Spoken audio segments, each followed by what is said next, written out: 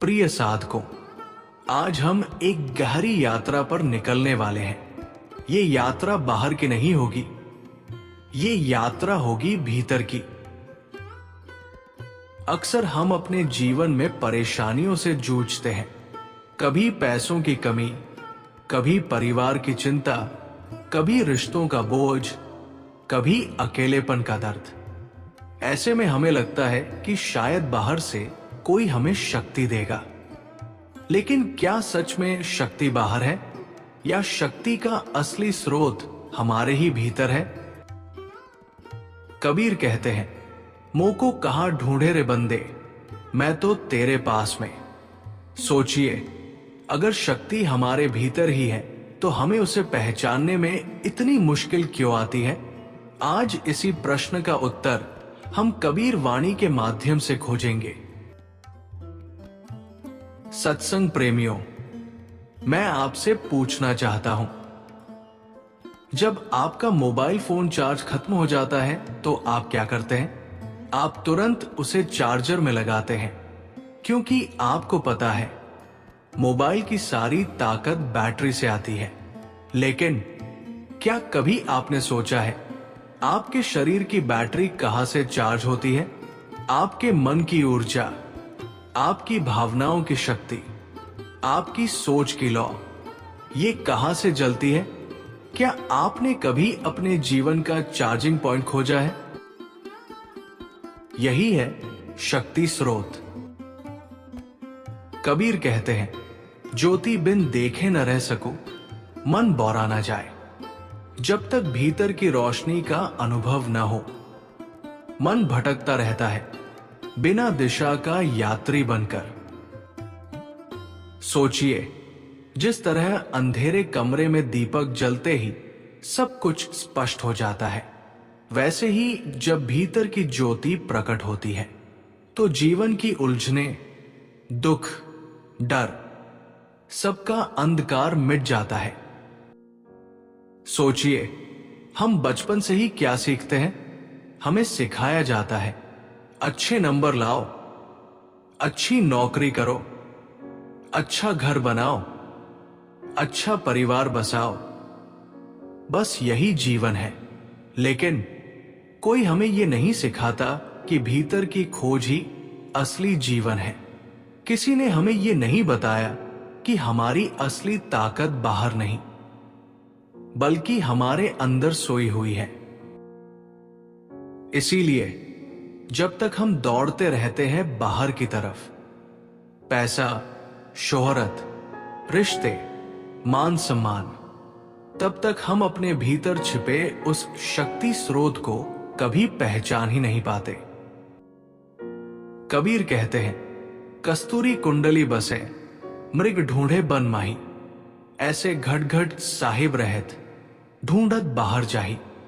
जिस तरह हिरण की नाभि में ही कस्तूरी होती है, पर वह उसे पूरे जंगल में पागलों की तरह ढूंढता रहता है, वैसे ही हम भी हैं। हमारे भीतर ही ईश्वर है, हमारे भीतर ही आनंद है, हमारे भीतर ही शक्ति है, लेकिन हम उसे बाहर की दुनिया में खोजते रहते हैं। क्या आपको नहीं लगता यही कारण है कि हम जीवन भर दौड़ते रहते हैं, लेकिन मन को सुकून नहीं मिलता, दिल को चैन नहीं मिलता, आत्मा को तृप्ति नहीं मिलती? सत्संगियों, आत्मा और परमात्मा का रहस्य समझना शायद जीवन का सबसे बड़ा प्रश्न है। और यही प्रश्न एक दिन एक शिष्य ने अपने गुरु से पूछा, गुरुदेव, मुझे बताइए, आत्मा और परमात्मा का संबंध क्या है? गुरु मुस्कुराए, पास में रखा हुआ घड़ा उठाया, उसमें पानी भरा और बोले, शिष्य, ये घड़ा तुम्हारा शरीर है और इसमें भरा हुआ पानी तुम्हारी आत्मा है। अब देखो, इस घड़े के बाहर फैला अनंत महासागर, वो है परमात्मा। शिष्य गहरी नजर से देखता रहा। गुरु ने बिना कुछ कहे घड़ा जमीन पर पटक दिया। घड़ा टूट गया और पानी बहकर उसी महासागर में मिल गया। गुरु ने कहा, देखा शिष्य, आत्मा और परमात्मा कभी अलग थे ही नहीं। बस इस नश्वर शरीर की सीमा ने उन्हें अलग अलग दिखा दिया था। जैसे ही ये सीमा टूटी, पानी पानी में, आत्मा परमात्मा में लय हो गया। यही बात कबीर ने अपने अमर वचन में कही है। जल में कुंभ, कुंभ में जल है, बाहर भीतर पानी। फूटा कुंभ जल जल ही समाना, ये तत् कथा बखानी। सोचिए, हम भी वही हैं। हम अपने आप को सीमित मान बैठे हैं, नाम, रूप, शरीर और अहंकार में। लेकिन हमारी आत्मा तो उसी महासागर का अंश है। जैसे ही हम भीतर झांकते हैं, हमें पता चलता है कि हम कभी अकेले नहीं थे। हम हमेशा से उसी परमात्मा का हिस्सा थे, हैं और रहेंगे। भाइयों और बहन, अब सवाल उठता है, हम अपने भीतर की इस अदृश्य शक्ति को कैसे पहचाने? कैसे उस अनंत स्रोत से जुड़े जिससे हमारा मन, हृदय और आत्मा हमेशा चार्ज रहती है? इसके लिए कबीर ने और संत परंपरा ने 3 सरल लेकिन गहरे मार्ग बताए हैं। पहला मार्ग है ध्यान अंतर की यात्रा। हर दिन बस 5 मिनट आंखें बंद करके चुपचाप बैठ जाइए। कुछ मत कीजिए, सिर्फ अपनी सांसों पर ध्यान दीजिए। धीरे धीरे आपको महसूस होगा, ये सांसें आपकी नहीं हैं, ये तो किसी और शक्ति की देन है। कोई अदृश्य ऊर्जा है जो लगातार आपके भीतर जीवन का संचार कर रही है। यही अनुभव, यही एहसास शक्ति स्रोत की ओर पहला कदम है। दूसरी मार्ग है वाणी का रसपान, कबीर की वाणी गुनगुनाना। कबीर कहते हैं, सुनता है गुरु ज्ञान रे भाई, मन लागा तो पार उतराई। जब हम कबीर की अमृतवाणी को गुनगुनाते हैं तो हर शब्द एक दीपक की तरह भीतर जल उठता है। मन की अंधेरी गलियां रोशन हो जाती है। सोई हुई चेतना धीरे धीरे जाग उठती है और ये जागरण ही हमें अपने असली शक्ति स्रोत तक पहुंचाता है। तीसरा मार्ग है सेवा और संतोष, करुणा में शक्ति का अनुभव। सत्संगियों, जब हम दूसरों की मदद करते हैं, किसी दुखी के आंसू पोंछते हैं, किसी भूखे को खाना खिलाते हैं या बस किसी थके हुए दिल को सहारा देते हैं, तो क्या आपने कभी महसूस किया है उस क्षण आपके भीतर से एक अनोखी शक्ति उमड़ती है? क्योंकि शक्ति स्रोत हमेशा करुणा और प्रेम में प्रकट होता है। जितना आप बांटते हैं उतना ही ये स्रोत आपके भीतर प्रकट होता है। प्रिय साधकों, एक बार एक साधारण महिला कबीर साहब के पास आई। उसकी आंखों में आंसू थे, चेहरा थका हुआ, दिल टूटा हुआ। वो कांपती हुई आवाज में बोली, स्वामी, मेरा जीवन दुखों से भरा है। मेरे पति बीमार हैं, मेरे बच्चे भूखे हैं, मैं दिन रात मेहनत करती हूं, फिर भी सब अधूरा है। बताइए मैं क्या करूं? कबीर साहब ने उसे देखा। उनकी आंखों में करुणा थी, पर चेहरा शांत था।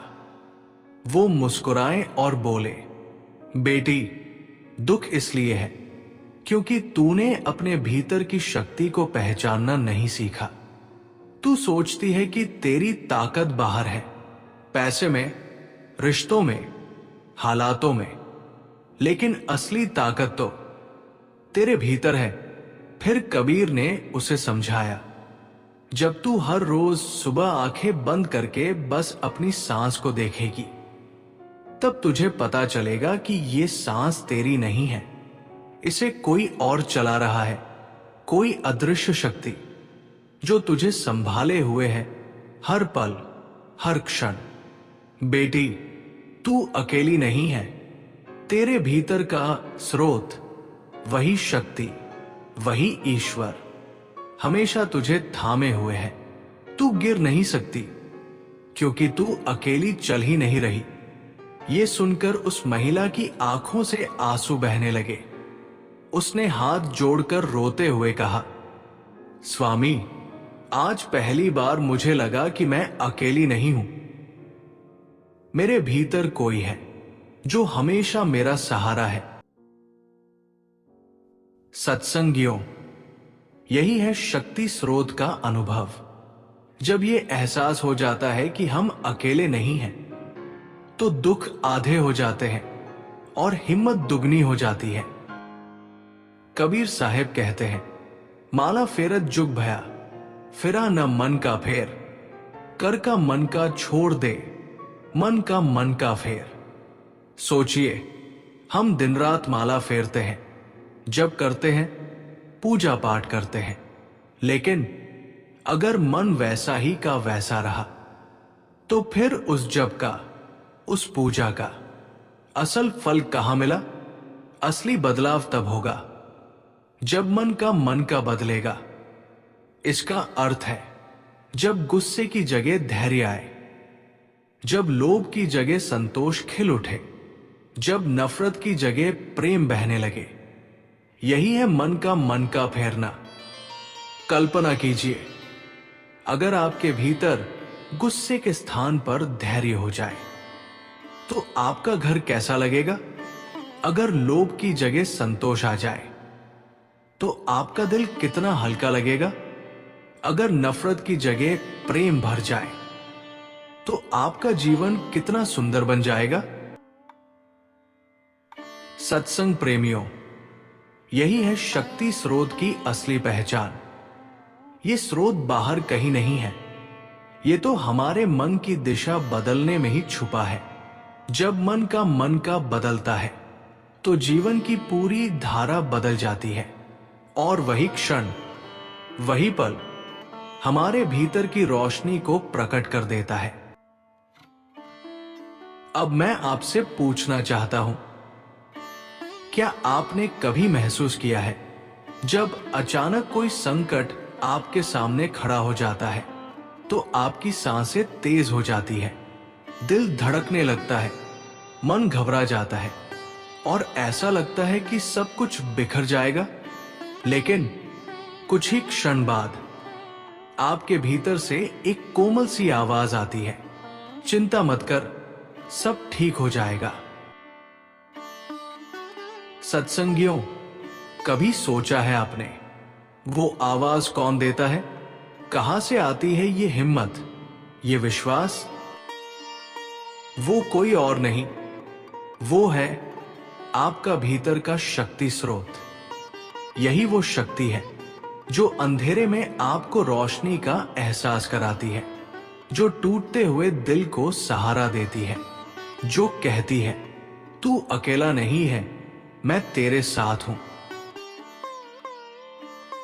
प्रिय साधकों, क्या आपने उस शक्ति स्रोत की आवाज को सच में कभी ध्यान से सुना है?